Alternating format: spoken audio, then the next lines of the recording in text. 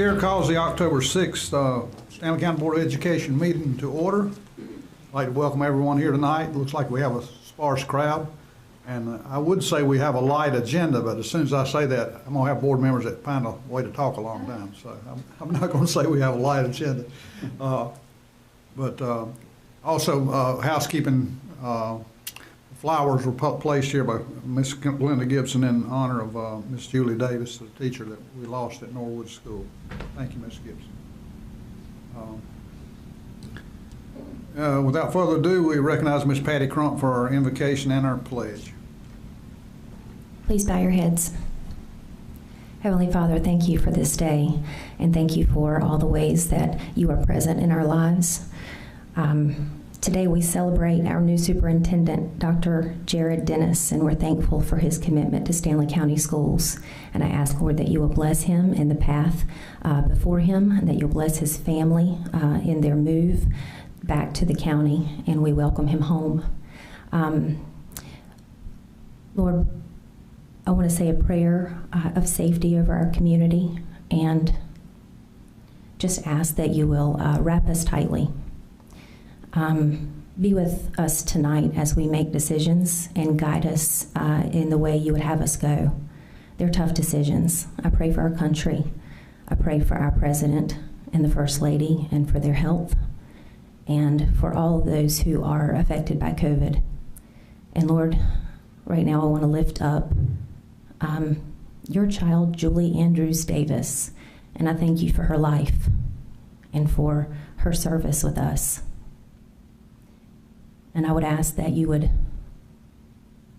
please comfort her son and her daughter and her husband and her grandchild, her family, her friends, her colleagues, and her students.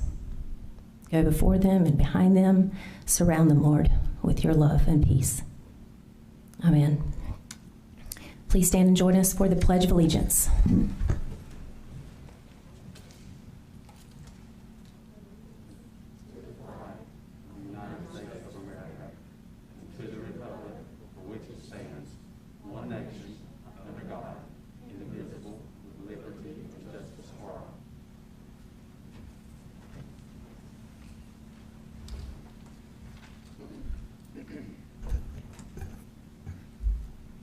I think everyone in the community has been aware of the fact we've been in the process of searching for a new superintendent. And tonight we will introduce him to the public, and he's going to be with us at least for part of the meeting tonight. He will officially take over the 2nd of November. That's correct, 2nd of November. He comes to us with a pretty good resume. But beyond that, he has roots that go deep into Stanley County, and I just hope the board will work with him and do everything they can to make his tour here a successful one. And without further ado, I'd like to recognize Dr. Jared Dennis and give you the floor for any comments you'd like to make. Thank you. Thank you, Chairman Poole, members of the board, Ms. Calvert. I want to thank everyone. First of all, I want to take the opportunity to thank you for the opportunity to be your next superintendent.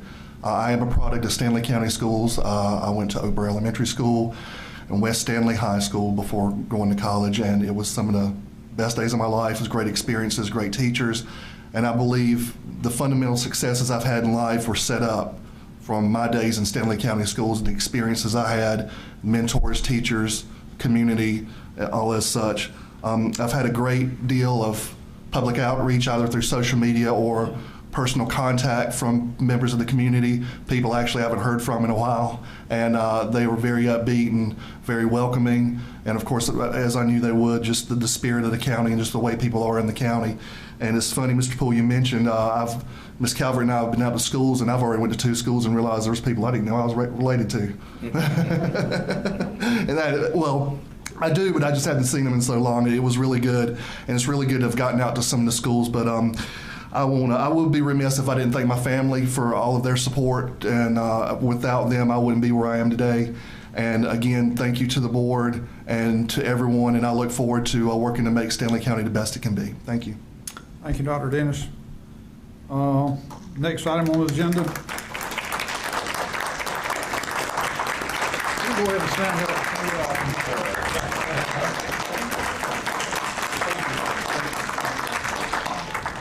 It's always a relief for a board when they get a new superintendent in. It's a very trying process sometimes for us as much as it is the candidates going through that process. Thank you very much. Next item on the agenda is request to address the board, Dr. Drew Reynolds. I assume this is going to be videoing. Yes, sir. We're going to try it. We are going to try it. We're going to hope this technology works. Good evening, members of the board, Ms. Calvert, Dr. Dennis. This evening, I want to introduce our partners with the Center for Prevention Services.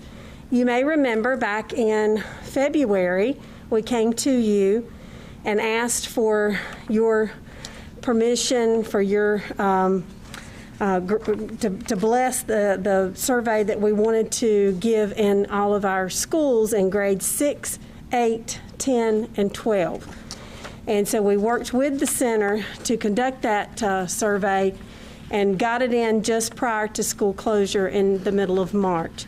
So we have the results ready for you tonight and want to give you a little overview of those results. I'm going to turn it over to Dr. Drew Reynolds with the Center for Prevention Services.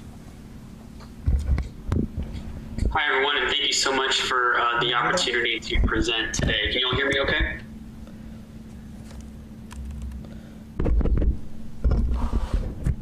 All right, try to say something now. Sure. Thank you all so much for having us. We're excited to present. Okay. Yeah? Yeah, I think they can hear you. Yeah. All right. Awesome. Well, thank you so much for the opportunity to present and to do this survey. It's such important work in prevention to really have a good understanding of what we know locally is occurring with respect to substance use and drug behaviors in Stanley County.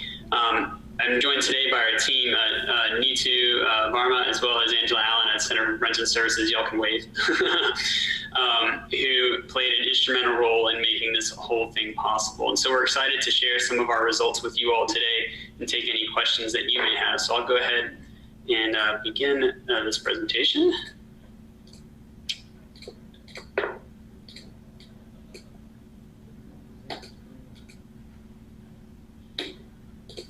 Okay, and can you all see my screen all the way?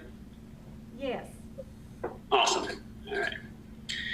So, again, here's kind of our team. It was truly a collaborative effort, and I would say, too, that it was really important to have the folks at Stanley County and the schools in Beverly and others who really made this so possible. So huge thanks to the school who played a huge role in this rollout of the survey.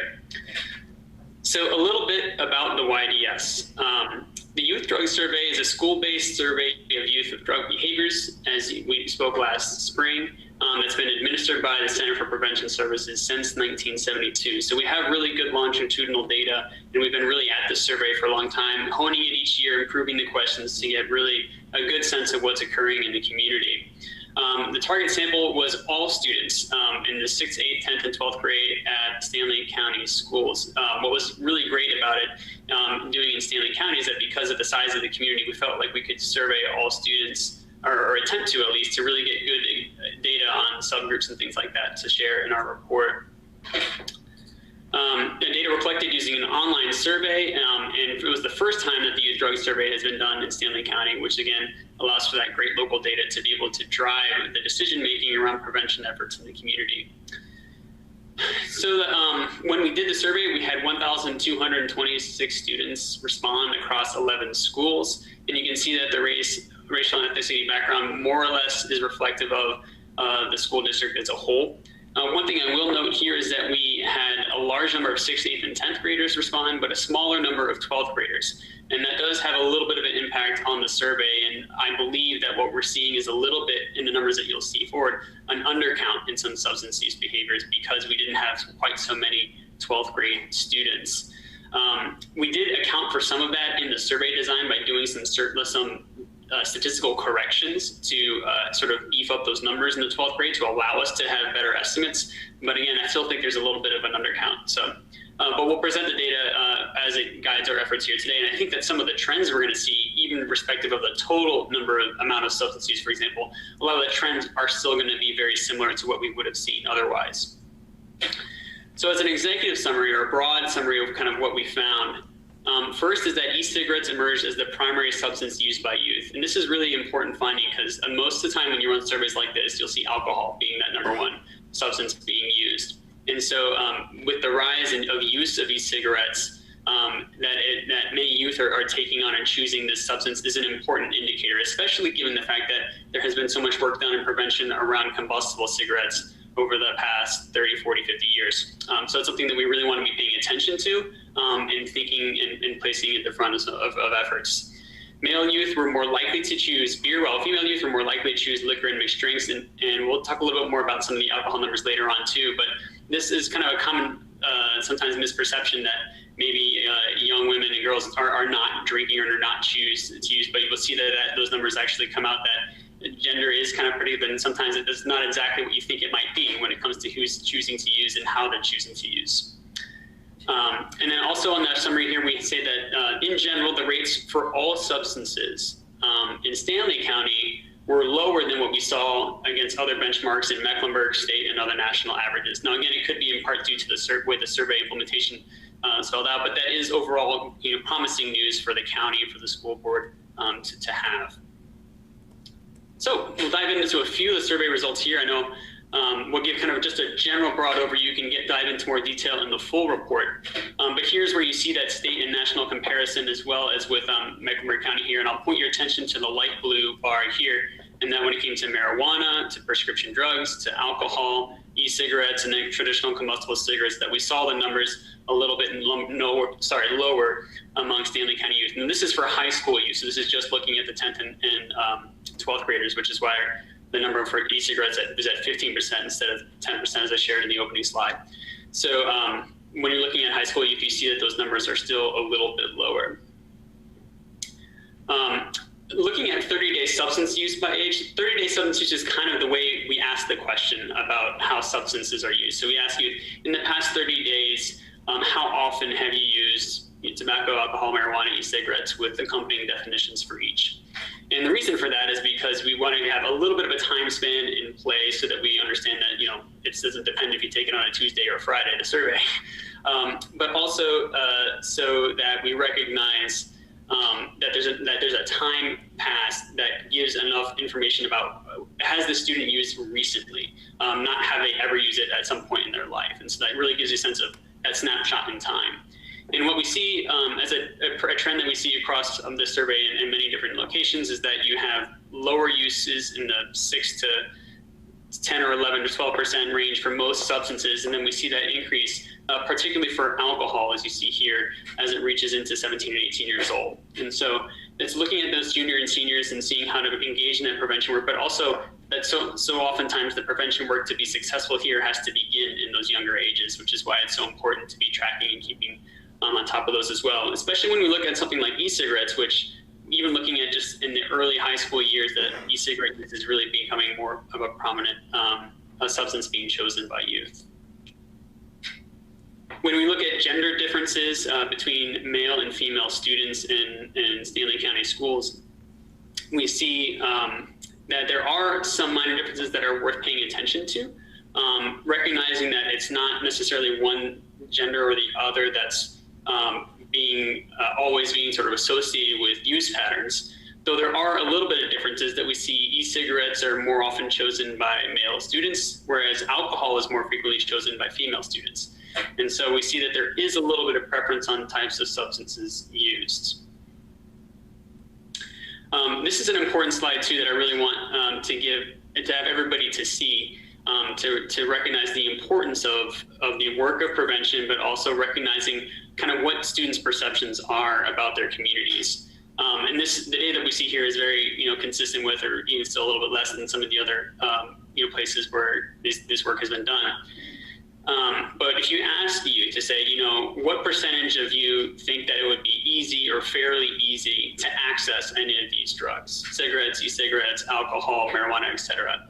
And what we see is that, between a third and a half of students would say that it's fairly easy to get access to e-cigarettes, alcohol, and marijuana, even though, of course, the latter being a controlled substance and the two not being accessible legally until they're 21 years of age. And we see that those are the kind of, when we're looking at our high school youth here. And so it's something to continue to monitor and to pay attention to. That access plays a big role in whether or not students are able to use or make that choice on their own. And so kind of keeping on top of that and making that a core part of our prevention efforts is a really important factor.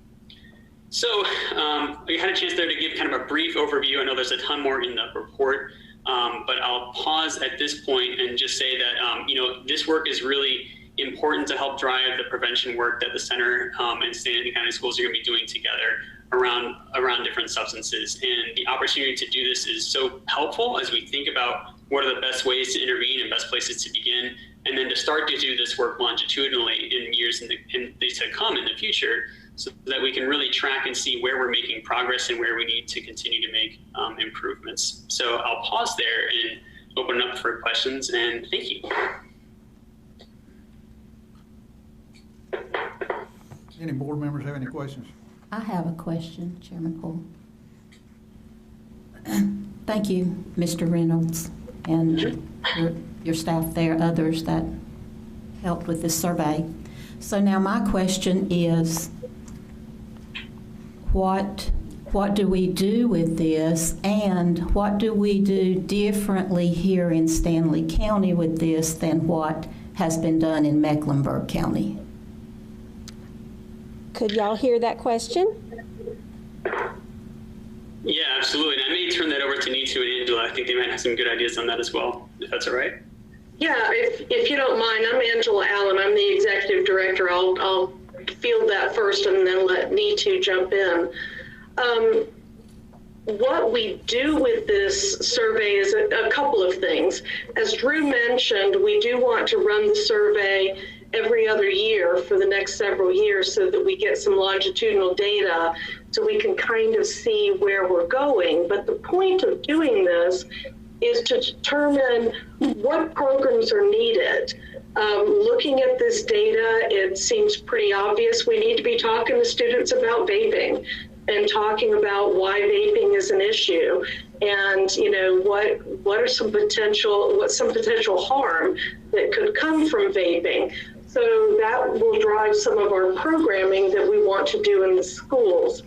The other thing that we want to do is we would like to get this data posted publicly on the CPS website and do a big data release event so that other organizations in Stanley County can also use this data to drive their decisions on prevention programming, because that's the real importance of this data, is having it to help us decide what your students uniquely in Stanley County need from us.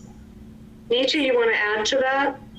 Yeah, I would definitely like to add, like Drew presented about the access.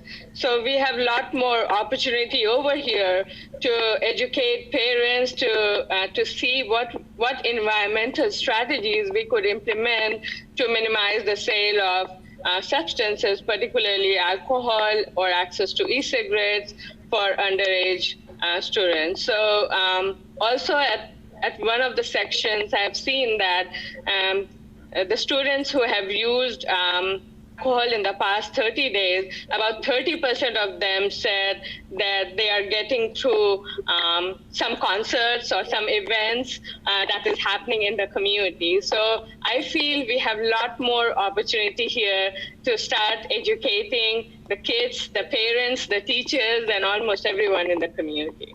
Thank you. One thing I'll add on to that, if it's okay, which is somewhat related, but is an important thing to keep in mind when we talk about youth substance use, is that we've had a real shift towards prevention in the past 20, 30 years. And what that emphasizes is that we want to get ahead of the curve and not think of substance use as something we want to treat in a treatment center, but rather something we want to have conversations with youth when they're young, when they're in middle school. And we're talking about things like social skills, like how do they navigate friendships? How do they engage with others in their school environment, which we know are protective factors for substance use down the line. So the idea behind focusing on prevention is that we've shown through evidence-based programs that we can really reduce alcohol. Like, many of these numbers are way lower than they were when we were Absolutely. They're way lower because of the effect of prevention work. And so this is just a continuation of 20, 30, 40 years of really good science on how we can help youth make different decisions when they're in school. Anyone else? Yeah, I have a question. Mr. Grace? Ms. Gibson, did you get your question answered, the second part of your question about Mecklenburg? Yeah, so first of all, a couple of things. You mentioned something that caught my attention about publicly disclosing some of this information.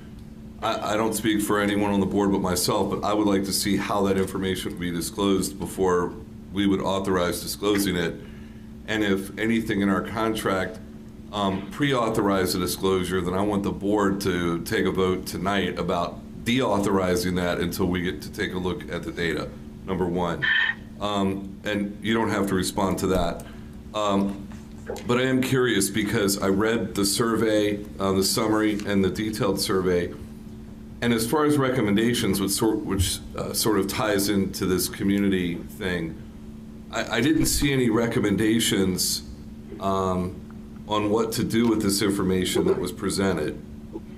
Can you tell me how that works? Because you talked about programming. What's the next step with this? Because then, based on what you tell me for Stanley County, how would that be different than Mecklenburg? Please.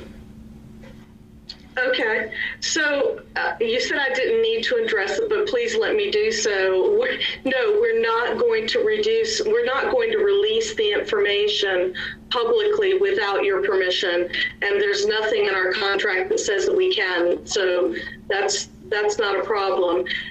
You guys have the full report.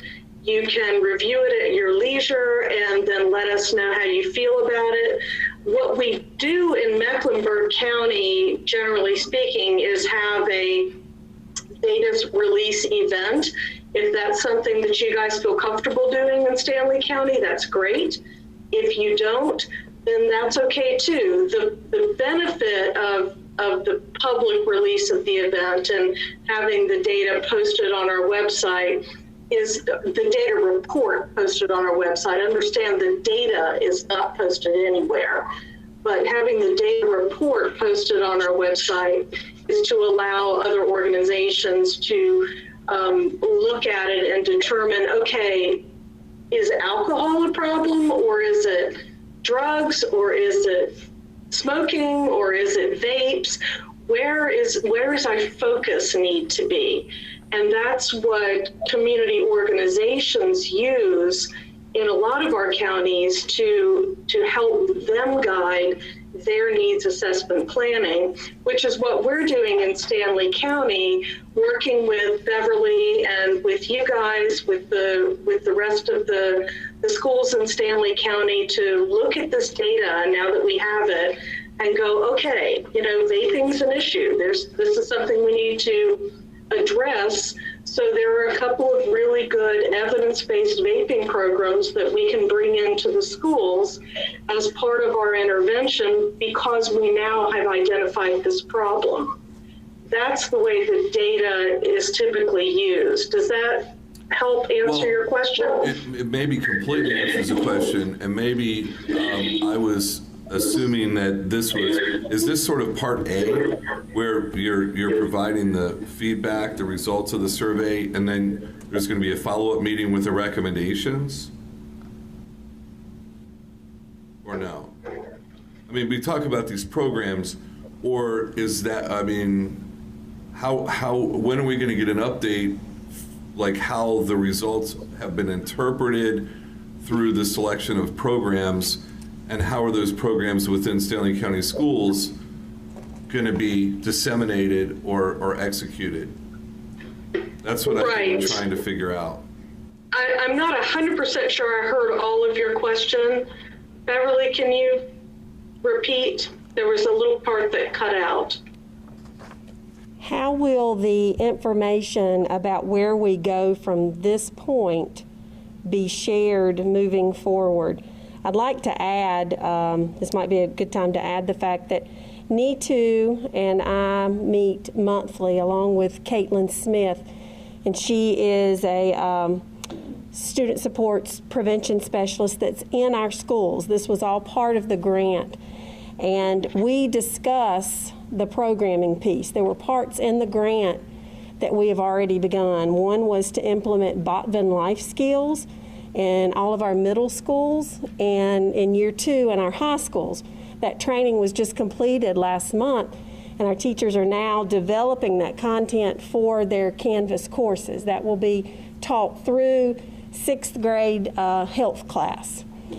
And in our monthly meetings, we talk about where we're going with the programming piece. Now, this information has already kind of guided our work, whereas we have to have, per the grant, community events in all 4 of our districts. We had been focusing more on the high school, but based on the results, we see that that prevention effort needs to start earlier. So we have moved Caitlin's efforts more toward the middle schools than the high schools at this point. So it would be safe to say then, the recommendations, the data is the data, and you're taking the data and you're going to custom tailor programs that you select. So it's not that they're making recommendations different from one county to another. They're just providing the data, and then we're taking the information and through programs like the one you just mentioned, targeting areas where we see some opportunity maybe to have some impact. Right. Is that fair? And we're just one entity of the recipient of this grant. I know NITU works in a lot of our organizations. I'm really impressed and give her praise for how quickly she's become part of Stanley County. She's in a lot of the meetings that we have student representation on. Project Lazarus is one of them. Notice we have Peggy Bennett back there, Debbie Bennett back there with the health department. And, you know, it's beyond just the schools. It's the community effort. It's all of our agencies working together to support these prevention efforts. And just to be clear, too, I know that Drew talked about Mecklenburg County and the fact that we've been doing this survey in Mecklenburg County for 30 years, but that data is completely separate. That's a completely different thing. And the programs that are appropriate in Mecklenburg are not necessarily anything that we would necessarily do in Stanley County. We look at the data for Stanley County and work with the schools and you know, the health department out there and with you guys to determine what's right for you. And, you know, there's no comparison to Mecklenburg County. It's a totally different ballgame there. I would also like to add that Drew is kind of evaluating all our efforts, including the life skills training that is already being, we just launched that. Along with that, we are also doing like quarterly take-back events for prescription medication. We just finished doing alcohol purchase surveys. That's an environmental strategy to minimize the sale of alcohol to minors. And there are several other strategies that we are implementing, and Drew is on board with us, evaluating all our efforts. So we should be we'll be knowing where we are going with Drew's help. Drew, would you like to add anything on evaluation? Oh, no, you said it all there too, but just we'll be able to report back and provide this information as needed to the board. So we can look at the life skills training and see the degree to which we anticipate reductions in substance use as a result of that program. And that program is a very well-researched program for many years, and that shows that when you run it with fidelity, that you will see reductions in substance use. I do have one question. It could morph into a couple, but I'm looking at the 12th grade, and I know you addressed that we only captured 4.3% of our 12th graders across the county. So it's a very small percentage, and I know that as kids get older, that's when they're exposed to more. So I know that if we were able to capture more of them, that we would probably have some different results here. Maybe not, but so I was just wondering, do we go back? Do we circle back around and do this survey again? Or are we signed up to do that, or would we have to get the grant to do another whole thing? Because I'm wondering if we got a small percentage, because, you know, so many of our seniors are traveling back and forth to Stanley Community College, some only taking 2 courses a day, and I'm just wondering, was this survey given during the school day? It was over a period of a week. We asked for each school to, work with their schedule as to what was best. And we were notified by the Center for Prevention Services that the results were low. We were leading up to school closure at that point, right, and we simply just ran out of time. Right. We would have moved to do reissue that survey to 12th grade had circumstances not been what they are. We are given this survey every other year. So it will not be given this spring, but spring of 22. And then there'll be one more administration before the grant period ends. Is that correct, Angela? Yes, that's correct. Right. Okay, thank you. Very good information. Okay. I have a question. Mr. McIntyre. Yes, I'm just curious, since the passage of T21, and I believe it was December of 2019, where adults from the age of 18 to 21, well, 20 I should say, 21-year-olds can purchase tobacco products, how has that, have you seen that affect the results of youth drug use, especially tobacco? Yeah, so we are going to find out the answer to that question. We almost were able to with the Mecklenburg one because we actually, that law was passed while we were administering the survey. But we'll find out with the next round whether we see, I anticipate we'll see a reduction. Yes, absolutely.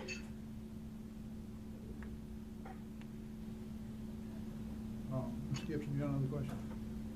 My question may be for you, Ms. Pennington. Okay. How does this coincide with the DARE program? DARE is taught in the 6th grade. It is more of a awareness, skill development. There is correlation. I did not go through the Botvin's life skills training. Caitlin Smith, is she on the call? Yeah, she is. I thought that was her number. I am. Then. I thought that was you, Caitlin. She actually did. Our DARE program is a 10-week session to help develop the skills needed to be able to make those decisions when you're faced with situations with either the peer pressure to use or you see others in your peer group using. I would guess that there's some similarity and some overlap. With the Botvin Life Skills, it's a 3-level curriculum. So we're implementing this first year at 6th grade. And is it 12, 15 sessions, Caitlin? Yes. Okay, something like that. And then next year, the ones who were in 6th grade moving to 7th grade, they will get the 2nd workshop, and then we'll continue it in 8th grade with the 3rd workshop.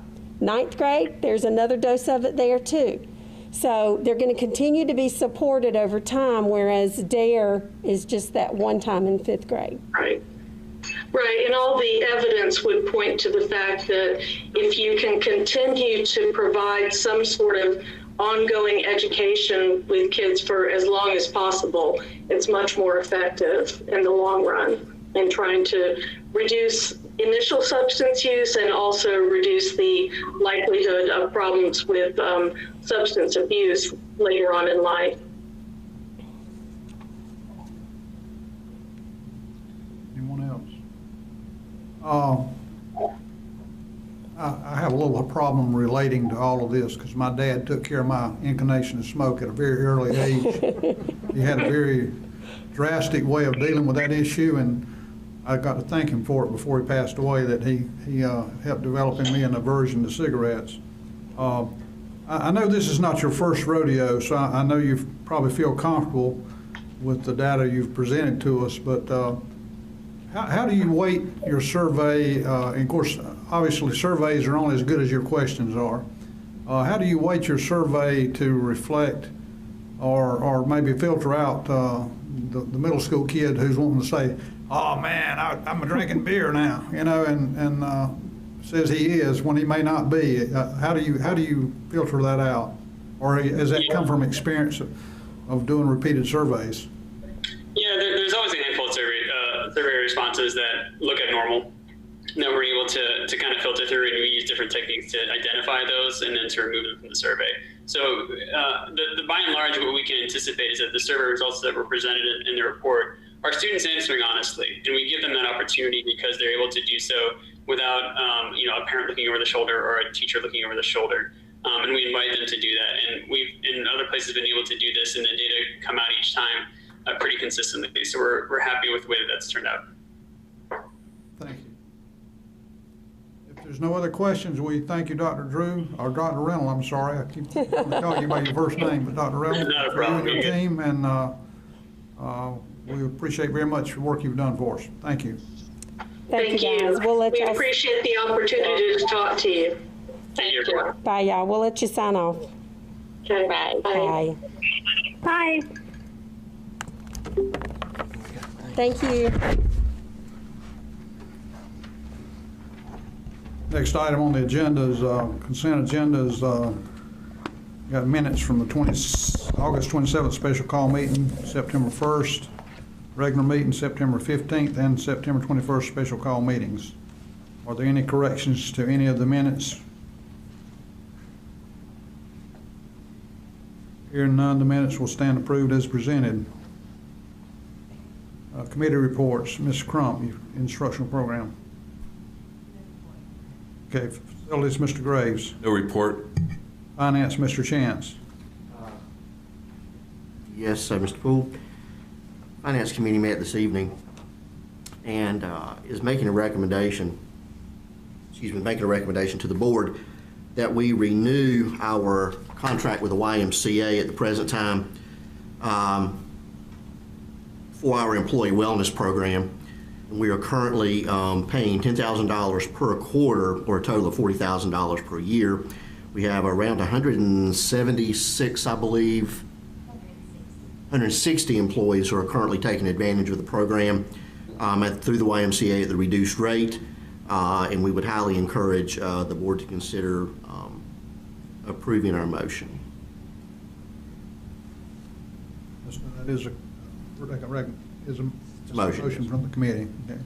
Have a motion on the floor from the committee to approve or renew the contract with YMCA. Is there any questions, debate, discussion? Hearing none, all those in favor signify by saying aye. Aye. Any opposed, no. Motion carries. Anything else, Mr. Chant? That's all, Mr. Poole. Okay.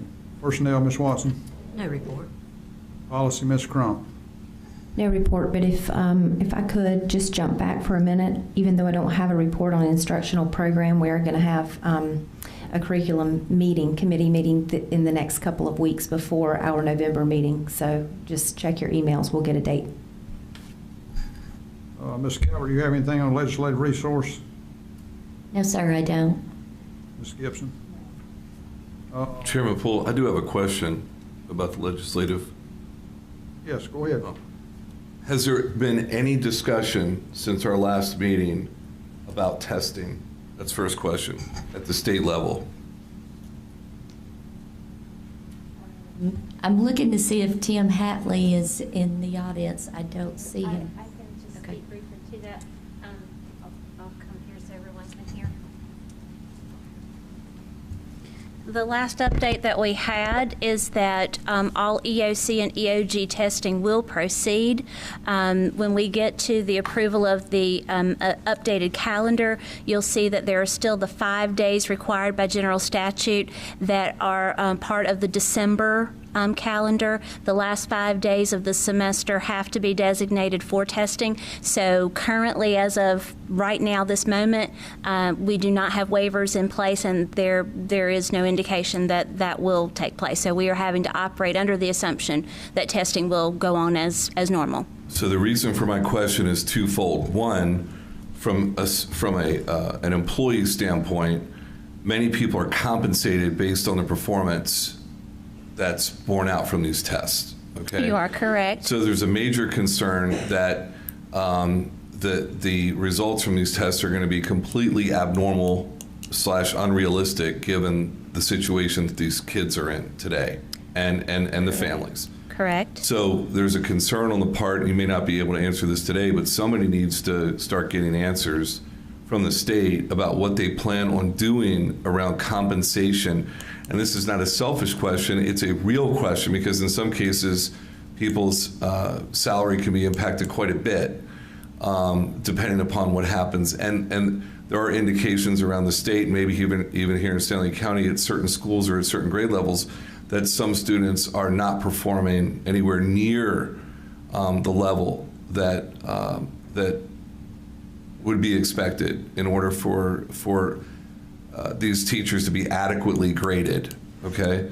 So that's one issue, and you haven't heard any communication or anything about that? That is a valid concern that you raise. I do know that for this year, any salaries that were attached or connected in any way to testing results, that we are operating under the previous year's test data that determined that salary or that additional pay. So salary for this year has not been impacted due to a lack of testing, but it is a valid concern that moving forward at the end of this year, that yes, that could be impacted. The second question on this also maybe relates to grades, and that is parents are concerned. Not only, they don't expect their kids to be given higher grades, but they recognize that when they see lower grades, that this is having an impact on their education. And based on the issue of capacity, there's no way we're going to hold all these grades back if a substantial number of students were underperforming. So the question then is, at the state level, what are they planning to do, up to and including working with the community colleges, to deal with the situation that this is having an impact on a substantial number of students and their academic careers? So any information whatsoever on that? I know that Mr. Hatley, our Director of Testing and Accountability, attends regular meetings with our Regional Accountability Coordinator. His name is Mr. Scott Fry, out of DPI, and Tim poses those questions regularly, but the answer is it's under discussion. It's under discussion. So we are waiting for them to wrap up their discussion to provide us with those answers to the questions that you're asking. So I want you to understand we are asking those questions, and we are waiting for those answers just as you are. And the reason I asked this, and it piggybacks on a previous meeting, and this is my final comment here on this, is that there is an expectation. One of the reasons why, one among many reasons why the board voted to make available Fridays for the teachers to help them deal with this situation, there is a very real concern on the part of all the staff that's involved in educating the children about how the expectation around the results of these tests and performance and all the other variables that go into not just their salary, but how they're going to be evaluated. I'm guessing from a state level, because at the county level, I'm assuming we're going to be more flexible. But so they're working to this high level like everything is normal. No expectation has been reset for them, at least not from what I've heard. Are you communicating anything to the teachers? I'm not suggesting that you're telling them not to teach the kids, but the situation is not normal. So has there been any adjustment given to them or reset in expectations about the performance they're supposed to achieve or meet throughout the school year? Or is it supposed to be like a regular school year and their students are supposed to perform at that previous level? I mean, is the bar set that high, unrealistically? Our ongoing conversation with teachers, whether it be through job alikes or any communication that goes out, is that we teach the standards, that we provide a sound, basic quality education to every student that comes through our door. I would say in terms of the testing and accountability, we've communicated to teachers that that is still on the table, that we're waiting for any updates. So it's we didn't want them to be caught off guard by that, thinking that they would get a waiver. So we are having to operate at this time as if that is on the table, because it technically is. Right. I guess in terms of our expectation, we have not placed anything additional on them. Well, no, if that I'm not is the asking question. It's not that. It's the teachers are going to teach at the same level. It's the question that it's going to be more difficult for children to learn at the same level. That's the concern. Is that so they're working hard and they're doing everything they've done year after year after year to the best of their ability, given all these constraints. But it's not realistic for the kids to necessarily be able to perform at that same level. And that's where I think the issue around accountability is going to have to be addressed, probably at the state level. I do. I share your concern, and I think you're right. I think that is a state level concern. And if I can just add, we also encourage teachers to differentiate instruction. So if a student is performing well, let's certainly keep them going to their full potential. But if the student's struggling, what kind of differentiation can we make? As far as evaluations within the county, we use an evaluation system, North Carolina Educator Evaluation System, and it's actually based off of observations, whether it be in class, within the professional community, that goes into that observation. The only way, as far as the state rates them, would be, on their growth. And then there's money attached to that. Thanks a lot. I appreciate it. May I add something, please? Chairman Poole? In response to what you said, Mr. Graves, I believe what you're saying is that we want our teachers to know that we know it is a very, very difficult year, and we know that our teachers are doing everything possible, as they always do. They always do, and our students, and our families. And so, kind of the last thing that I want to even be worried about at this point is testing and test scores. I feel like what you're saying, Mr. Graves, is that you're wanting also to reassure our teachers that this board knows that we are behind them 100%, and whatever the state decides, but still we are behind them 100% because we know that these are unusual times, and we appreciate that they are giving 100% effort and more every single day to those children, and we appreciate those children that are there too. Thank you. Right, and also thank you for that, and also that we want the parents to know that we realize that there is a gap being created, and we are going to stay on figuring out how the state is going to deal with that. Okay, so thank you so much. Okay, the next item on the agenda sort of dovetails in with what you're just talking about. So, Ms. Calvert, you want to share with us? Yes, sir. So we gave an elementary parent survey for parents of our kindergarten through 5th grade students. There are a total of 3,766 K-5 students. We had 1,992 responses, so that was a 52.9% response rate. And current face-to-face students in K-5, and this is across all our elementary schools, we had 34 face-to-face students that would like to go remote.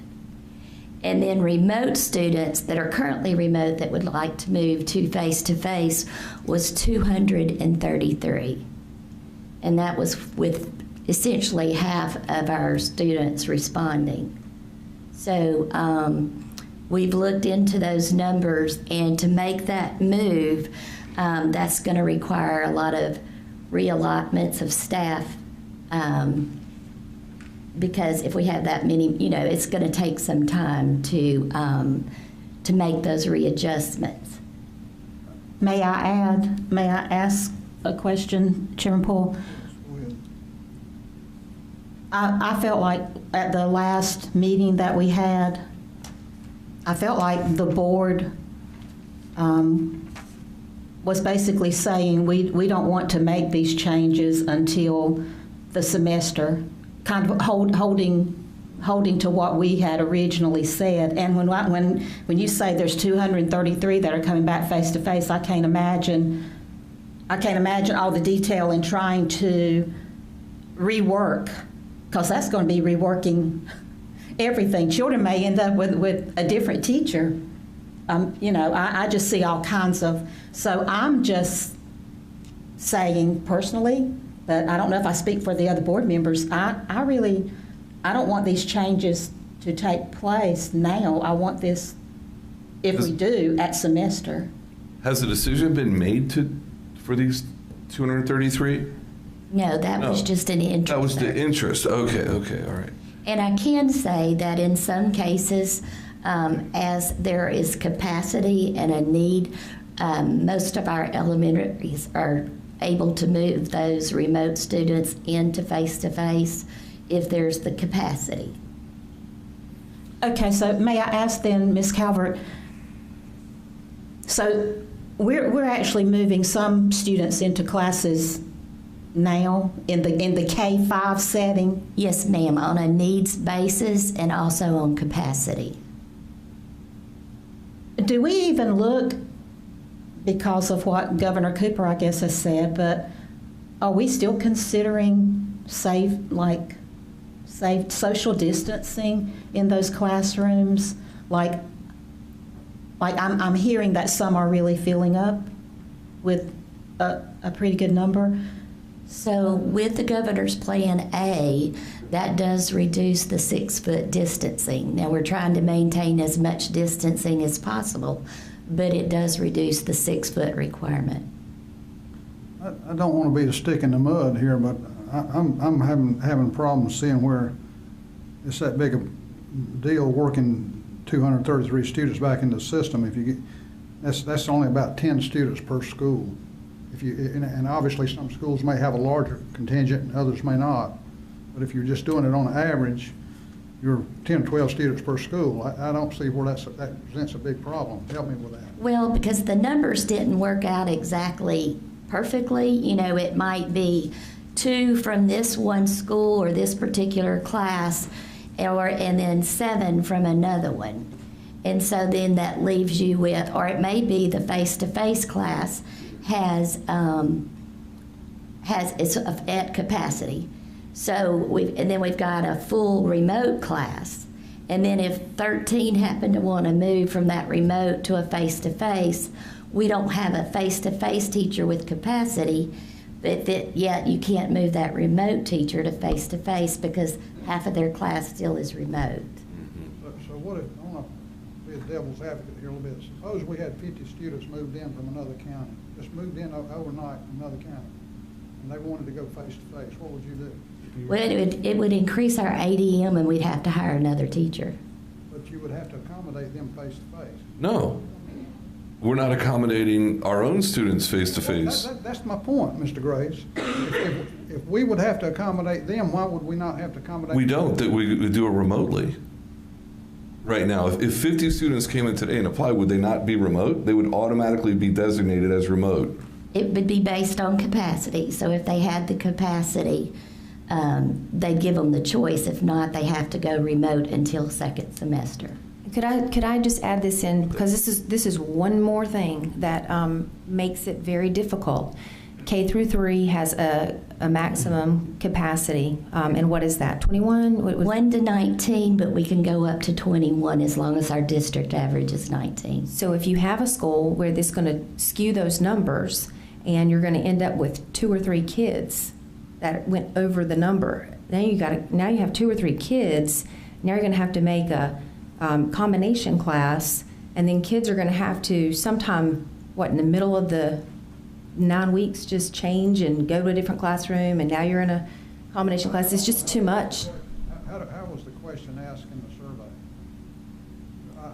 if we left people with the impression that they could come, like, as soon as we could plan it, or... Well, we told them this was just for information to share with the board if you were given an opportunity, and that this was not a registration, it was just if you were given the opportunity, what would you do? We were kind of hoping it would be a wash. You know, you'd have some wanting to go remote and some wanting to come back, and we wouldn't require a lot of changes.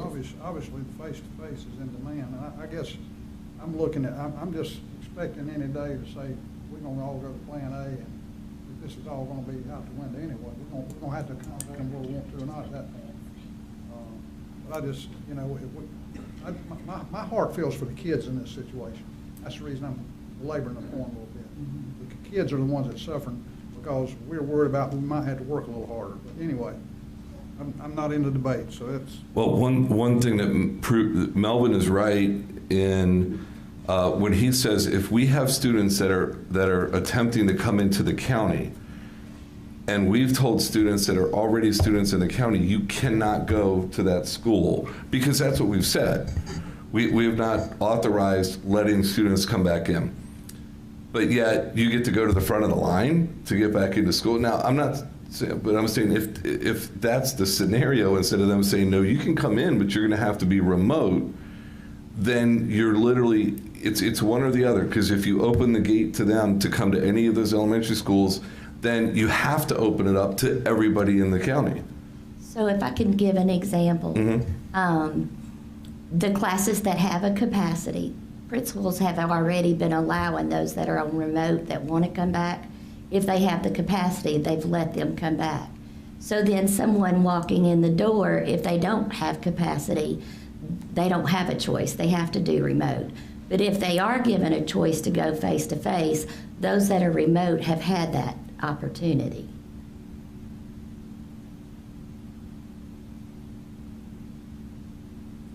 So where does this 233 fit in? Yeah. They're currently remote students. Those 233 are currently remote, and so they just indicated on the survey that if the opportunity were there, they want to come back face to face. And like, for instance, I was talking with a Richfield principal, and they have capacity in 1st and 2nd grade, but they don't in 3rd and 4th. Can I ask this We've also just question? increased our capacity by not having to have the overflow rooms as well. So this is another question. We know inevitably, let's hope that we're going to get better and that our numbers are going to go down and that we're going to be moving into a direction for Plan A. And if all of that worked out where we could do it in January, because I think January is about as soon as we could do it, that's my opinion. But if we did it in January, how feasible is it to do that? And is it already being communicated to the teachers? You've been through a lot. It's been a hard year, and it's going to get harder come January for some of you. Half of you, things aren't going to change. Half of you, things will. Few of you are even going to have to move to school, because if you don't have the right allotments and you got to take a teacher out of this school and move them to a different school, I mean, those kinds of decisions are going to be made. And I just feel like they need to know straight up, after Christmas break, things could get really, really different, and go ahead and prepare yourselves. Right? Yes, so actually we've developed a plan based on the outcomes of tonight's board meeting, where parent conferences are coming up. So we would be having conversations with the principals, and they would have that with their teachers. We've created a guideline, kind of a bulleted list, so that they could communicate to the parents about a registration for next semester. And we would put that registration out in the middle of October, and it would be due by the end of October. And then we would have, we'd work with the schools, the teachers would work with their classes to make sure that all students have indicated their choice for 2nd semester. Thank you. And Ms. Calvert, I appreciate that. I like that. Will we then, in likelihood, accommodate these students now that do want to come back face-to-face in January? Or is that our goal? Is that our aim? In January, they get their choice. Okay, the other thing is, will the state then provide us with, if we need more teachers, will they provide us for the second semester with more teachers? No, ma'am, the state provides us teacher allotments based off of our ADM. And that's at the beginning? Yes, ma'am. So we will not get any more teachers. No, ma'am. What's the, just for information, what's the average student load in these classes that are face-to-face now? What's the average student load? So in your K-3, average is probably about 20, because it can't go over 21. But our district average has to be 19. So some are a little lower than 19, some are a little higher, but none more than 21. And then our 4th and 5th grade, we don't have a state maximum class size, but on average, we have around 23 in those classes in the 4th and the 5th grade. That means going to school now, right? Yes, sir, whether it be remote or face-to-face. Because even with our remote classes, they still have to adhere to the class size limit. Maybe I need to rephrase my question. What's the average actual sitting in the class now, just the face-to-face students? I'm not talking about class capacity, what would normally be normal capacity. I may have 5 remote, I may have 15 in my class, but what's the average physical body sitting in the class? The average would be about 19 to 20 in K-3. So you're running basically a full class in one. Yes, sir. Yes, sir. Because this week, as in yesterday, yes, classes were combined, correct? Yes. Could you expand on that and talk about why TAs? So in order to social distance, we had to pair up teachers. So if I have 20 on my roster, but my room would only socially distance 15, I would have 5 students that are on my roster in what we called an overflow room. And then another teacher with the same scenario would send additional 5 students to that overflow room. And we'd have a teacher assistant in that room. And then the teachers and the teacher assistant would rotate so that the 2 teachers would be teaching the children and the TA would be following up with activities. So as of this week, we no longer have to have those overflow rooms because we don't have to adhere to the 6-foot social distancing. Now, I will tell you, some of our schools said, that's working for us. Can we continue to do that? And we've allowed them to have that autonomy to do that if that's working for them and they have their staff. But then others, but they don't have to do that anymore. And I know this could be opening up a can of worms, and I'm not trying to do that, but we need to talk about it all. So Stanley County seems to be having a spike right now with COVID outbreak. And I have been contacted by several people who have questioned, well, why would we be putting them, and you have answered that. The governor now has said we can do Plan A. And so it alleviates these teachers.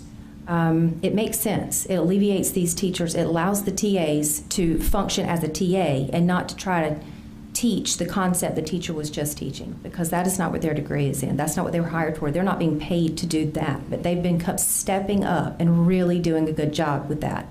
But this is kind of putting people back into their roles. So I get that. There's another argument out there right now, and people asking, well, why are we doing that right now? We don't have to do Plan A. We can continue our Plan B because it's been working and we are socially distanced.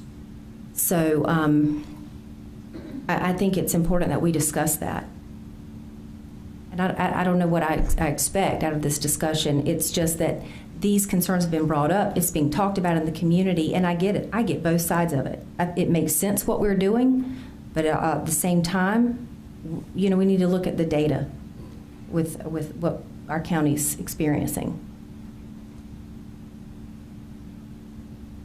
I agree with Ms. Crump.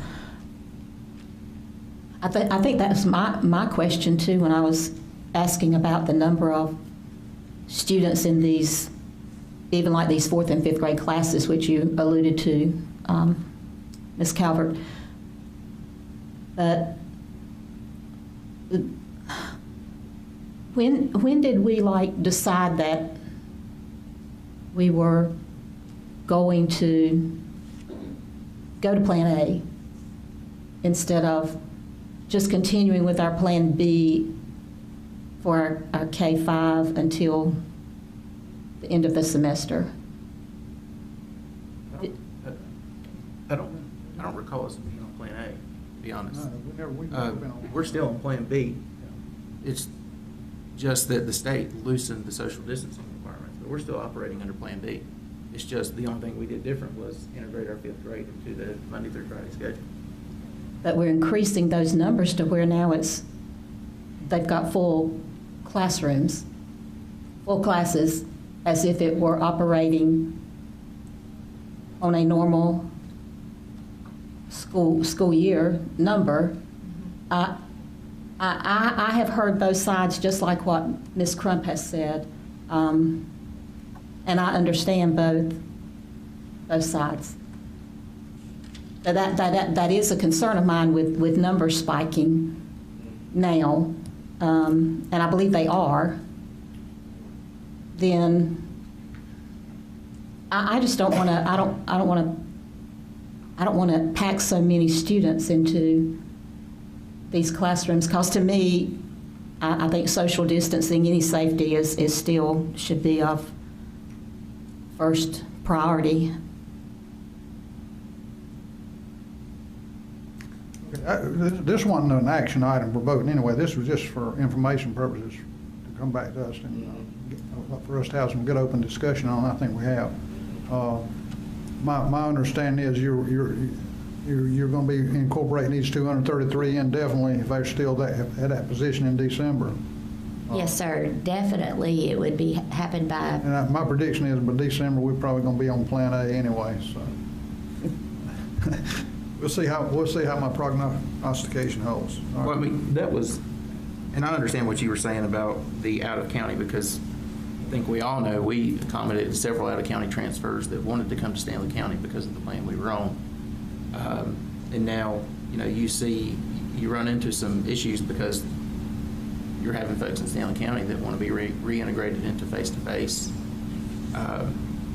My biggest thing is, say if we had a person that was wanting to transfer from Rowan and Salisbury, of course, they may choose to want to go to Ridgefield. I mean, I would hope that if we have interest from these 230, I mean, is this anonymous, or do we have the information on these 230? No, we have the information. So are we reaching out to any of these? Now, and I can give you an example. Lynn Plummer and I met with the 5th grade teachers at Albemarle Middle School.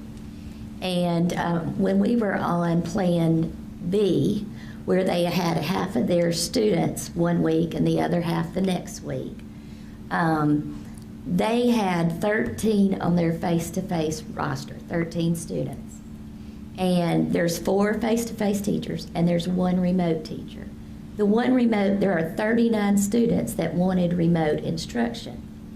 And so those teachers, rather than one of them move to remote, they at that time would rather add 7 remote to their roster.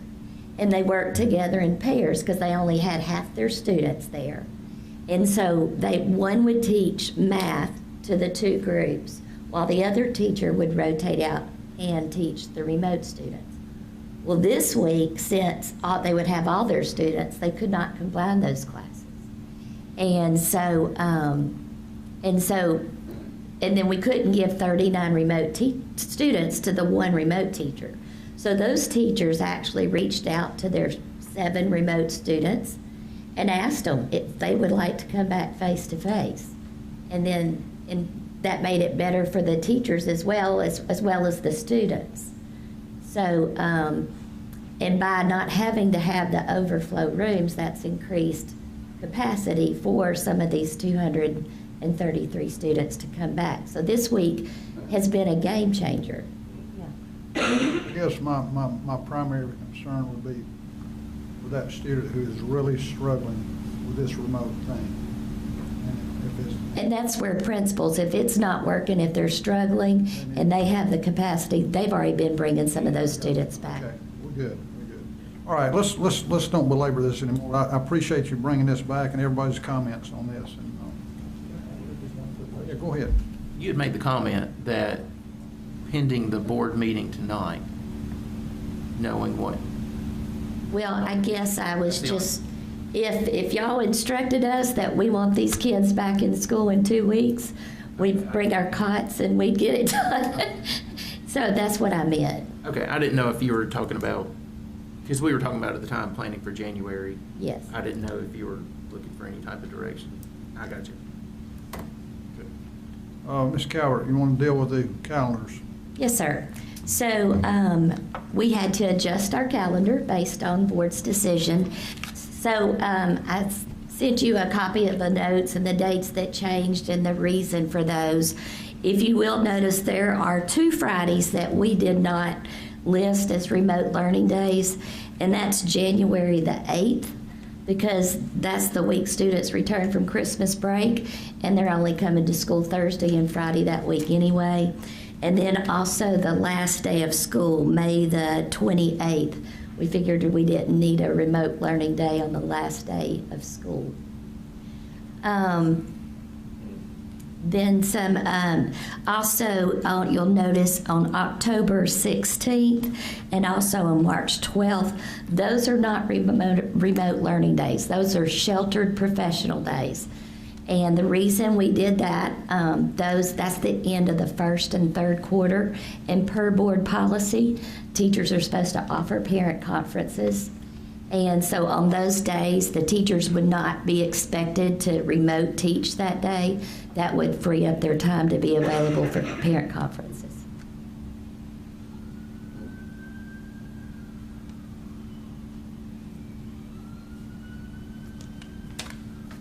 So this is a change to the change? Yes, sir. All right. Need a motion for approval. Move approval of, I'm assuming you want both the early college and traditional calendar? Yes, please. Of the early college and traditional calendar. Motion by Mr. McIntyre is to approve 2021 traditional and early college calendars. Is there any further discussion? Hearing none, those in favor signify by saying aye. Aye. Any opposed, no. Okay, motion carries. This one is in effect for now. Yes, sir. I'm sure there might be changes. Everything's subject to change. I do believe that this staff here is going to be able to take on anything in the world after this year's over with. I really do. Dr. Amy Blake Lewis, you have a curriculum. Yes, sir. Also, right behind that calendar that was just approved, we did go ahead and do a color-coded calendar for the AABB Remote Friday. This, of course, will be shared with teachers that they can post on websites so that there is as little confusion as possible for students and parents in terms of keeping up with the middle school and high school, knowing which week is which and which day is which for them. So that is just there for your information so that you can see how that looks. The first one is for 6-8 middle school. The high school is nearly identical, with the only difference being the last 5 days of the quarter, which per statute is for EOC testing. And to Mr. Graves' point earlier, that is still in effect for right now, so that's why those last 5 days are colored purple, which indicates those are sheltered for testing. So that is really just a point of information for the board. The other piece that I do need action on tonight is from something that we tabled last month, graduation dates. I am starting to get questions from parents and principals. They want to go ahead and set a graduation date. What seems to be the big question is the fact that this year we are wrapping up our calendar on May the 28th.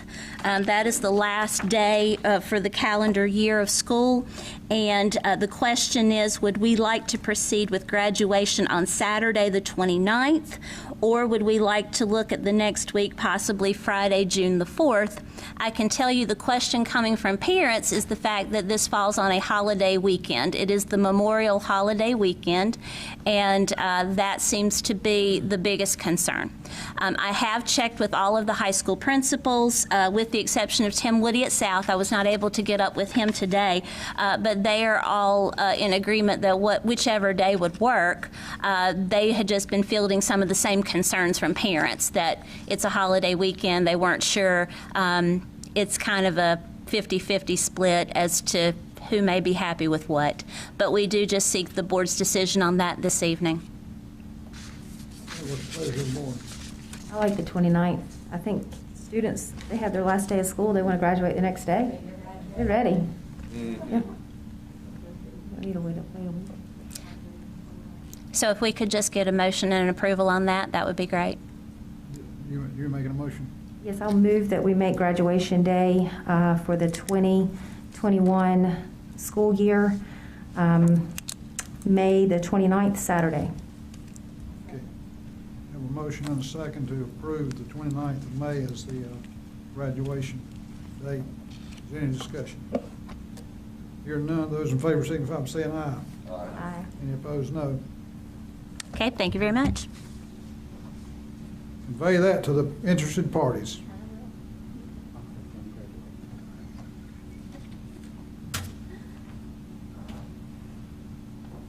Mr. Calvert, you've got the personnel. Yes, sir. So I'd like to draw your attention to the updated personnel agenda that was at your place. Section 1 requires no action, but Section 2 does require action.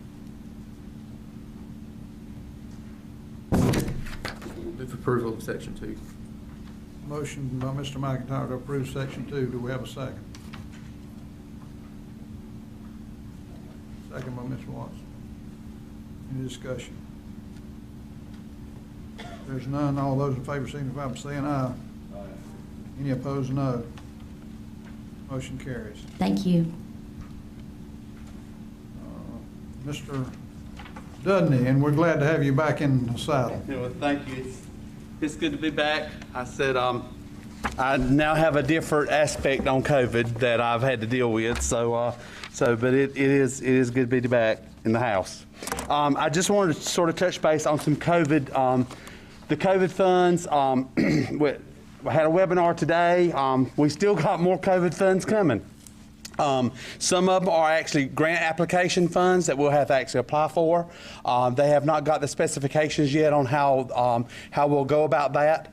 But there's two PRCs or two programs that will actually be that they've already discussed that will be application, and then there's three that have not made a decision on if it will be formulated through allotted like the other ones have, or if they will be granted.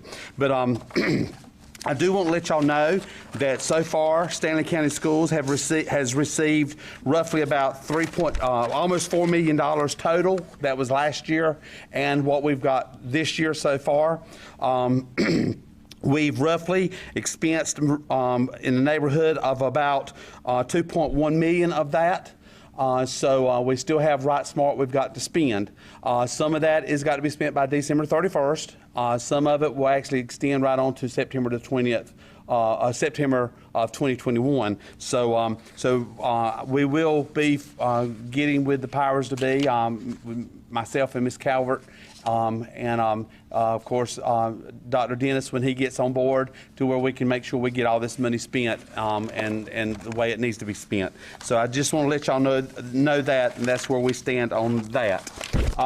This is money that's already approved or in the hopper or whatever. Yes, sir. It's not contingent on anything that happens in Washington right now. The five that I mentioned earlier that's going to be grant, that has not been allocated yet. So I don't know exactly what kind of money we're talking about that. So that is the governor's money that that was given to him to allocate to the different areas. So we haven't got a breakdown for Stanley County Schools on those 5 pots yet. So when we do get that, I will let y'all know how much money we're talking about in those areas that we'll be working with. I do know that what I heard a little bit today on the webinar, that some of the grant application process on those two that's already been determined is going to be a little difficult. There may be some decisions if that's something that Stanley County even wants to deal with. But once we get that in writing from DPI, I will share that with y'all on what kind of stipulations that will be, and if it's something that we even want to extravagate and go with. So, but I will bring that back to y'all's attention once that's given. It seems like about every week, the allotment policy manual on COVID funds has been updated. I printed out the manual 3 weeks ago. And then today in my webinar, I actually pulled it up again, and it was already updated on September the 28th. And then it was updated again on 10/2.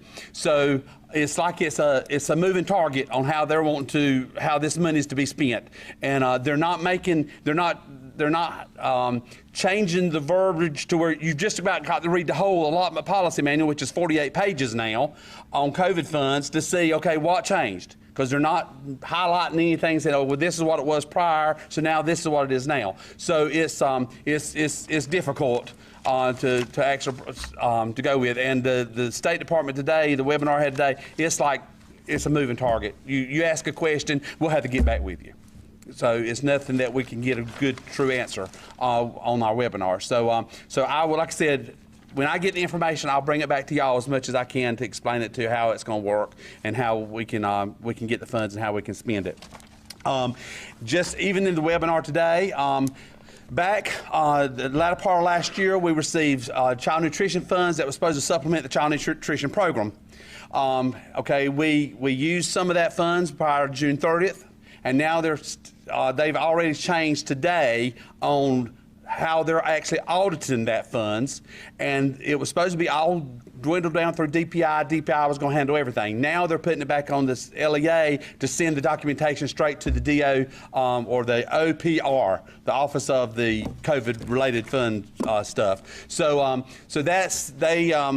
that sort of was a little perturbed today because we were like, okay, we thought DPI was handling all this, and now y'all gonna put it back on us to have to send the documents and all that kind of stuff straight to OPR. So we're supposed to be getting something later this week in the Finance Officer's newsletter on what documents we would actually have to pass in the actual audit on how we're to use the child nutrition funds.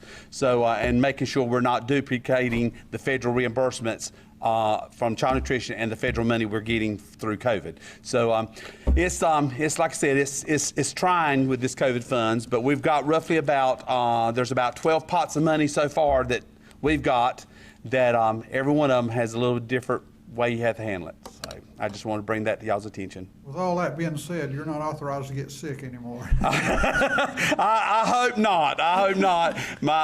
My doctor told me last Thursday when I went to him, he said, well, now you've got antibodies. He said, but you still need to be careful. He said, because it's still not saying that you're out of the woods. I said, well, I thought I was out of the woods wearing my mask everywhere out in public. I said, but somewhere or another, I'll come in contact with it.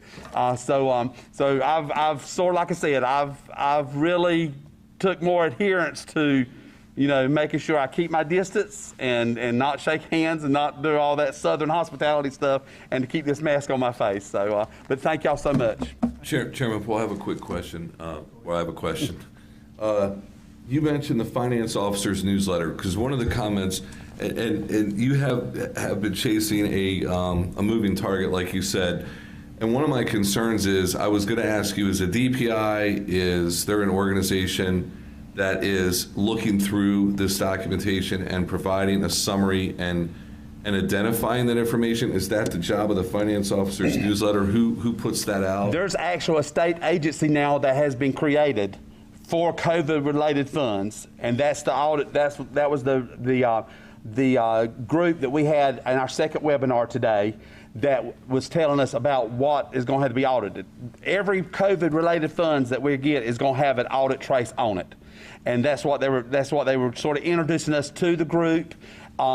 They're not finance officers; they're actual audit firm, auditors from audit firms, and they were like, well, they were telling us that said some of the words that we were using as finance officers, they were misconstruing as other things because they're auditors. So we got to get an understanding on, okay, we're use this jargon. Y'all got to get it to to what we need to get to y'all in our Greek language. So it's an actual complete entity that's been employed and hired to do the auditing for COVID funds.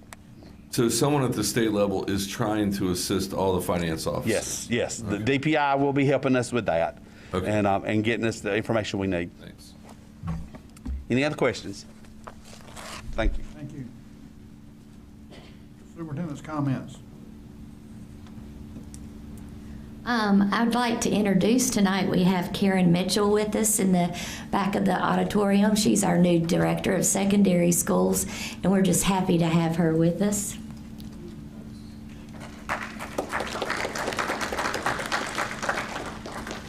And then my heart hurts this evening for the Davis family, for the Norwood staff and administration. But I commend the administration and the staff because they have done very well. They're holding up and they're being strong and they're honoring Miss Davis's character and the positive influence she had on them. And so I want to commend them as well.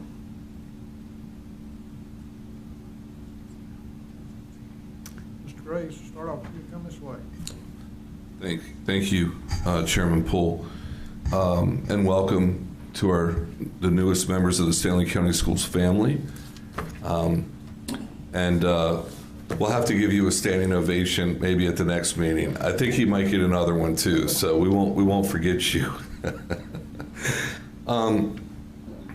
Wow, Patty's Miss Crump's invocation was phenomenal, especially the words she spoke over the Davis family. It's unbelievable, and I have had a very good friend who lost his wife a week ago to COVID. So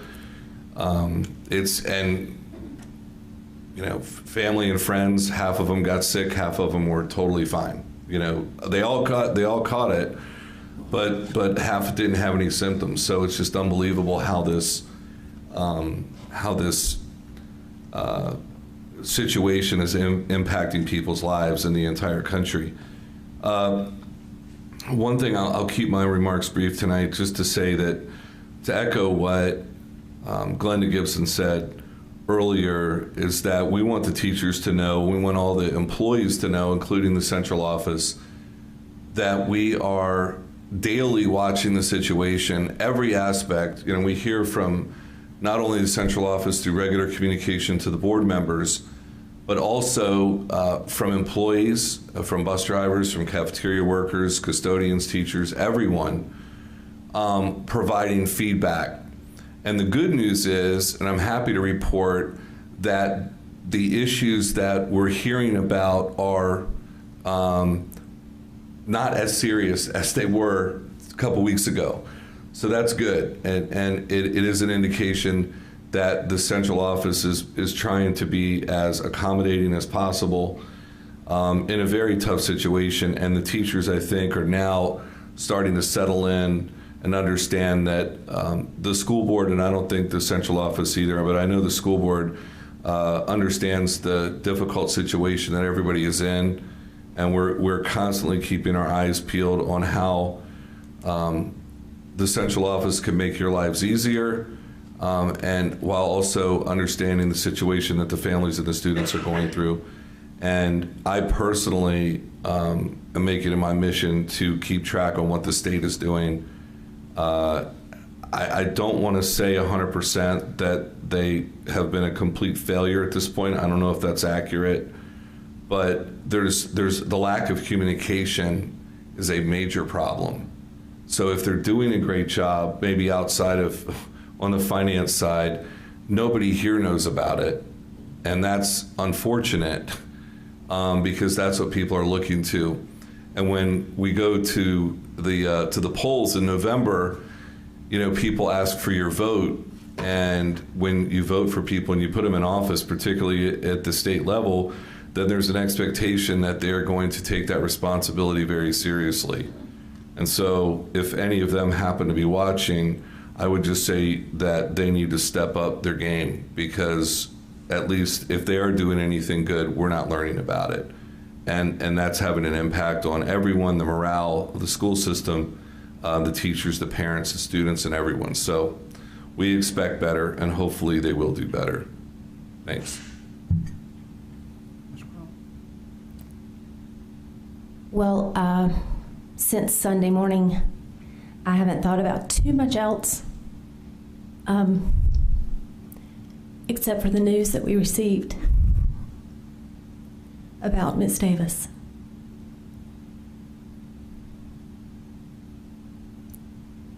This is a very difficult position to be in. And I can only imagine in the central office how difficult it is as well. Before I was in this position, I used to stand in a classroom and throw darts with my words. And I said all kinds of things about the people in the central office that didn't know anything about what the teachers were dealing with. And I was wrong. They agonize over these decisions, and so do we. I have 2 more months on this board, and it has been a pleasure, but I'm going to breathe really deeply when I walk away for a while. I would encourage anybody, if you're watching from Facebook, if you're listening, show some grace. We're all trying to make the best decisions that we can. You just heard a debate on, do you have the TAs continue to try to do teacher jobs?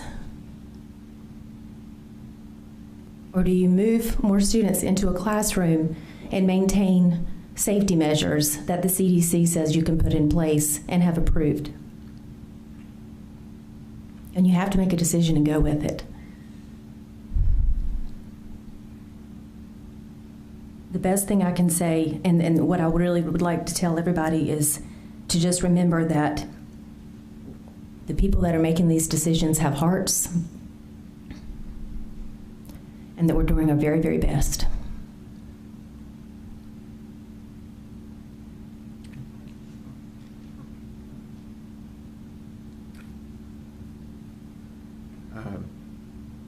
Just want to start off by thanking everyone that is here tonight and welcoming Dr. Dennis to Stanley County Schools. And I echo everything that Mr. Graves and Ms. Crump have said. Our hearts are absolutely with the family of Julie Davis, with the students, staff of Norwood, and really everybody at Stanley County Schools, just because it doesn't just affect Norwood, it affects everyone. And you know, I think Patty said something, you know, very profound when she was talking about when she was in the classroom. But I mean, being a community member before I served on the board, folks in the community throw a lot of darts at the central office as well. Vicki, you probably have felt some of those. And I really will say, I mean, I don't think that anybody understands just how hard the folks in our central office do work. How big of a heart they really do have for our teachers, our students, our parents. And, you know, and speaking of the parents, I'm very grateful for,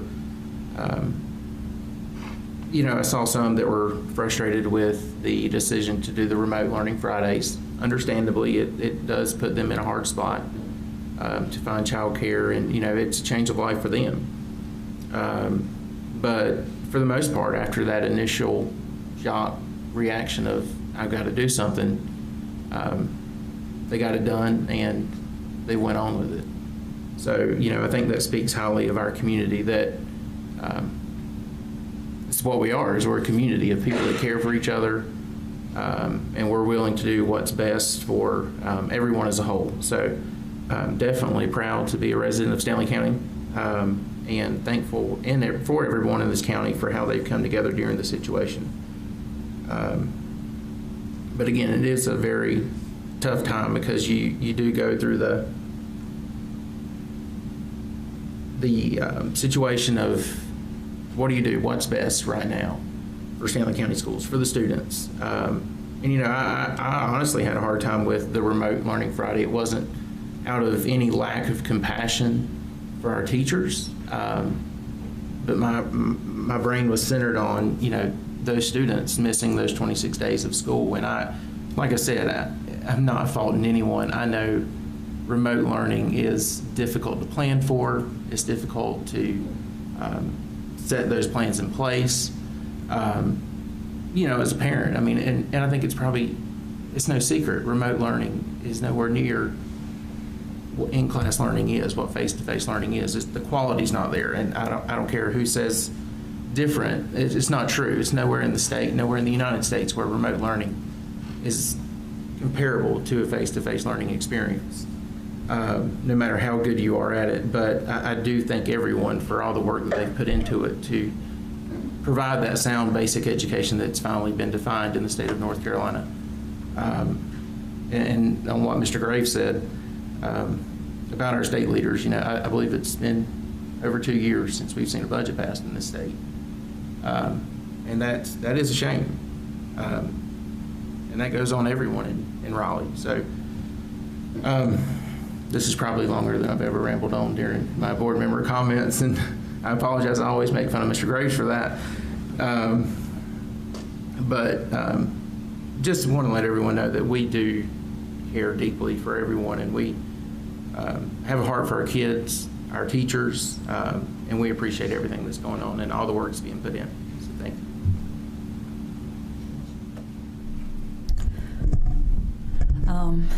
I would like to say too that I agree with everything everyone's saying. My heart goes out to the Davis family. Those children, you just wonder when they're going to say, "Where's my mama?" But I want to say thank you to all these people that are out here for everything that you do for these students. We appreciate everything Ms. Calvert has done. And this whole county office, I'm in here in and out, and I see how hard you work, and I know how hard you work. I do appreciate all of our teachers, our students, everyone in our system, and I would put our system up against anybody. We have a good system here, and I do appreciate everything everybody does. Thank you.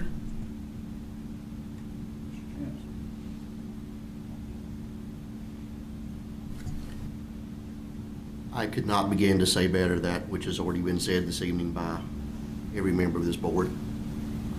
My personal condolences go out to the Davis family, and my thoughts and prayers are with them, as well as the administration at Nord School, as well as the students this affects, and the staff very much. Everyone has said this evening how much we appreciate all that's done. And indeed we do. We appreciate everything that's done from every standpoint of education in Stanley County. A lot of it goes unnoticed. A lot of it goes without comment. I see teachers leaving schools in my area many days well after most of us should be home with family because they're putting in that extra time and effort to do what's best for our students. I have been in the past, and I will continue this evening, though reluctantly, to make some statements concerning COVID. I've been in touch with the health department, as I've said, on a regular basis since this began. Stanley County currently continues to rank 9th in the state of counties with percent positives.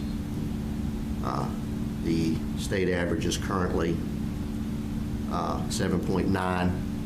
Stanley County is at 9.4% of percent positive cases. The World Health Organization made a statement today, and I have mixed emotions and opinions about the World Health Organization, but one of the statements they've made that I think probably does merit a remark is that they have said that 1 in 10 people worldwide have either been affected or infected by COVID in some form or fashion. The possibility of a viable vaccine is said to be in the pipeline, hopefully by the first of next year. But again, as Mr. Dudney has said this evening, we're working with moving targets here in every aspect of this disease. But folks, it is real. It does not go away, and it does indeed affect everybody in some form or the other. Mr. Dudney can speak personally from that, as can I. So I would continue to encourage folks to please do what you know is best practice at this point, as we as a school system are going to continue to do as well. The governor has come out with his opinion about things, many of which I differ with, but nonetheless, his opinions carry more weight than mine, apparently. So again, thank you to everyone for what you do. The sincerity in my heart is there for all of you, what you do. And again, my condolences very much to the family of Ms. Davis.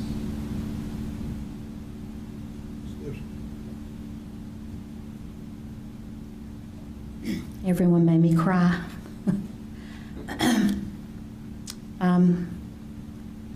I've written down several things here, but at the very top I've got, "Bless you, Mr. Dudney." So I guess with everything you were saying, how it changes, I just thought, bless you. It looks great seeing you up here, Superintendent Dennis and Ms. Calvert. Thank you. Thank you for all that you do. When I look out here and I see all of you that are always here, it's like every other board member has said, I know you work so extremely hard, and thank you. Thank you for long, long hours and being here. I also see a teacher sitting out here, and thank you for being here, Miss Bundy. That means a lot. I have a couple things written down, Miss Calvert, that came to my attention, that this is National Bullying Prevention Month. And, you know, that holds a place dear, I'm sure, to all of us and teachers, and no child should, you know, ever have to go through being bullied. And I appreciate our teachers who work to make sure that our children are safe and that doesn't affect them. I also saw where it was National Custodial Workers Appreciation Day, I think maybe yesterday. So I'm giving a huge shout out to our custodians, because I hear all these wonderful things that they're doing and going so beyond what's expected, and we just appreciate them so much. Ms. Pennington and Mr. Reynolds, who presented the information about our drug survey, thank you, Ms. Pennington, for what you are doing. I know this is very, very important, and I appreciate that. Mr. Chairman Poole, I know that there's been 2 people that we have lost with Mr. Norman Patterson. He actually hired me as to start my teaching career. I think he was assistant superintendent at the time here. And of course, Mr. Tom Rogers, who I worked under at West Stanley High School. And they will truly be missed, and they hold a special place in my heart. We also have lost in our community a former student of Stanley County Schools several years ago, but she is a dear person to our county, and we lost her to COVID, and that's Myra Ledbetter. And to her family, I just want to extend condolences, and she certainly was a model Christian woman, and will truly be missed. My heart hurts for the family of Miss Davis, for Miss Mandy Eford. You don't think when you have such a young principal that they have to go through things like this, that I appreciate her and the Norwood staff, the students, the community. I just ask that God will continue to wrap his arms around you. And I know that teachers have a special light. It just shines. It shines brightly. And we're going to miss Miss Davis, but I know that her light will continue to shine for years and years and years with the lives of students that she has touched. Thank you. Thank you all for all that you do. Thank you, Ms. Gibson. We also lost another one, Bill West, was Aquadale principal, and South Stanley assistant principal and coach. I know some of you people think I've been around forever, but he predates me just a little bit. But anyway, I remember hearing his name a lot. But we send our condolences to his family as well. This is Breast Cancer Awareness Month, and my wife is a 14-year survivor, and I just want to shout out to all those that are battling that. It's a very cruel disease, and just ask that God's hand be upon all those that are suffering from that right now. There's also Agent Orange Awareness Month, and those of you not familiar with what Agent Orange is, that was spread of herbicide in Vietnam, and ironically I lost my brother this month to an Agent Orange result. He was just eaten up with lymphoma, and it was attributed to that. So sort of a sad note on that respect. But on a bright note, we'd like to mention that one of our board members' parents have celebrated a 48th wedding anniversary. Ms. Crump, I know you're only 35, so but they've been married 48 years. We want to congratulate them. And I want to say personally that I have thoroughly enjoyed, probably as much as any time I've been on the board, I've enjoyed working with this group of board members. They get rough with me sometimes, but I've learned to live with it because I know their heart's in the right place. In most cases, their heart's in the right place. So, but it's been a real good experience, and they do have a heart and do care deeply about the employees and the students in this system. And just keep them in your prayers. I'm going to be departing here pretty soon too, and I'm ready for a breath of fresh air too, Ms. Crump. But we've got some new recruits coming on that can shoulder it and run with it, and just treat our new superintendent with give him a honeymoon period anyway before you claw him too much. But Dr. Dennis, again, extend my congratulations to you for being here, and you may never want my advice, but I'll be circulating around in the community. If you ever need to talk about anything, I'll be willing to talk. But you'll have a good group to work with, and so welcome you here. Without further ado, next board meeting will be November the 3rd in the Commons Room here at 7 p.m. And Chair will entertain a motion to go into closed session for personnel matters, student matters, attorney-client matters under the appropriate statutes. Motion by Mr. McIntyre. Do we have a second? All those in favor signify by saying aye. Motion carries. 5-minute recess en route.